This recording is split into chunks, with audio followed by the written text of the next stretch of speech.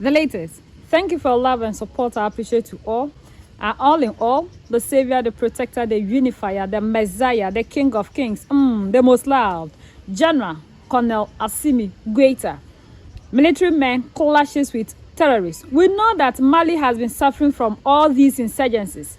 People are doing everything possible to make sure that Mali is not in peace, because Mali decided to kick out all the foreign bases that were in Mali, pretending that they were giving them security. But we know that all these insurgencies that they claim they were there to protect and fight were still happening in Mali. So Mali decided to take their own security into their own hands.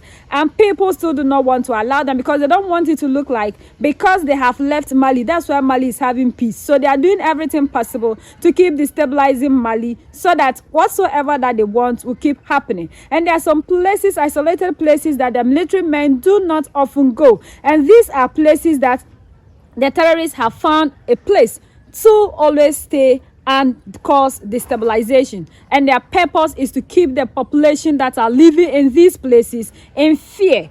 And these people always go there to do these acts on these civilians who are living there unarmed, always causing fear and panic among the population. And today the military clashes with these people, and they've done everything possible to make sure that they safeguard these our civilians. There are people who are there and just do not know why they are supposed to be in peace. Africans, we are the problem to our own solution. We claim that we want peace. Africa wants to develop. Africa wants to move forward. Africans, we are suffering. And that is the reason we are all blaming the leaders in Africa. But the leaders are not only the problem, because we the citizens are also the contributing factor to the reason to which Africa is not moving forward. How much have they offered you to cause destabilization in Mali, Niger, and Burkina Faso, that you yourself, you are living there and you are claiming you want a better life for yourself? If you have taken this part to make sure the good things that these leaders are fighting to give to you do not come to pass, how do you get the good life that you are looking for? How much money have these yellow people given to you that can sustain you for a long time, that will take care of you and your next generations that are going to come? Are many of you in front of your TV or online to follow the show Citizen Defense? Good evening, everyone, and welcome to this Madeira theme that focuses on current events concerning the defense and security forces. Today, the terrorists are losing ground on the field. They no longer dare to attack the defense and security forces. What strategy have they found? It is to attack soft targets or the civilian population through the use of improvised explosive devices. The topic is dissected in this week's editorial, and it's signed by Colin Mariam Kamara.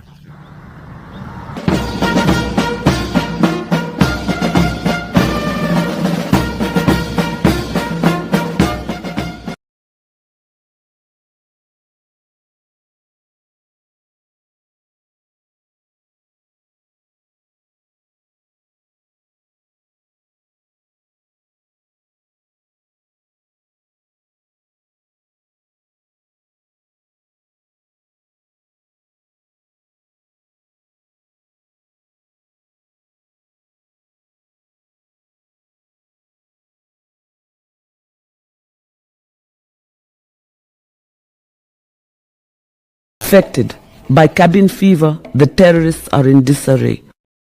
In the face of the farmers, it's impossible for those without direction to stay put. They move like the small hand of the clock. The month of March saw an increase in pressure on the populations. These are populations very far from the surveillance centers, defense and security forces. The asymmetry of terrorism is evident. These microbes flee from the farmers to attack the innocents. What cowardice! What shame! What brutality! Faced with the farmers, they flee, abandoning weapons and luggage. They skillfully take the tangent, and once safe, they exert pressures on the citizens worthy of Lucifer. The objective is to create a climate of fear among the populations. It must be admitted, however, that these enemies of peace are very weakened. They are without strength. The reason is that they no longer dare to attack the loyalist fighters. That is why they harass isolated areas. They commit crimes against humanity. The forces in operation continue to pursue them wherever they are entrenched. Many have been neutralized and continue to be neutralized by the women. Illegally armed, they terrorize women, children, and the elderly, even in their villages. People of the AIS have confidence in your defense forces.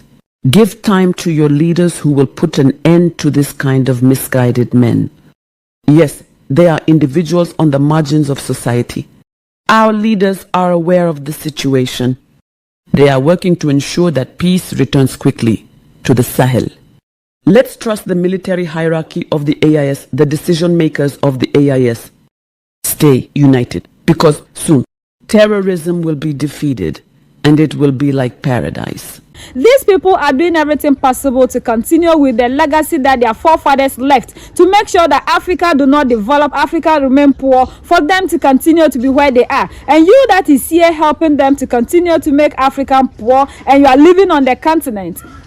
And instead of you to team up with the good ones that are fighting to give you a better life for you and yourself and your next generations that are going to come, you are the one who still go for the peanuts that cannot last you for a decade, to make sure you cause destabilization in the country that you are living and to the people that you claim you are with. Look at the lifestyle these people are living. Yet you are the same person that will not also bring yourself down to help the people that are fighting everything possible to give us the Africa and the life that we want.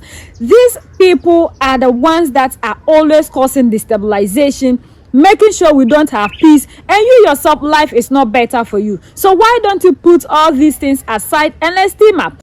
These people are fighting for their colonial forefathers' legacy to continue, making sure that what their forefathers started in Africa continue to move on for their generations to come. But the African, it has gotten to us, and we have rather turned against our own progress, and after that we sit there and say we want ourselves to move forward, we want Africa to develop. How do Africa develop and how do Africa move forward if we ourselves are not ready to fight for the Africa that we are looking for? These people are fighting a battle. If they will lose and life will turn for them to suffer, then they will do everything possible to fight. And we that are oppressed and we are suffering, instead of us to team up and give us the might and the strength to also fight these people to get the freedom that we want, we will be the ones that will allow ourselves to be used to fight against our own progress. Who has done this to the African?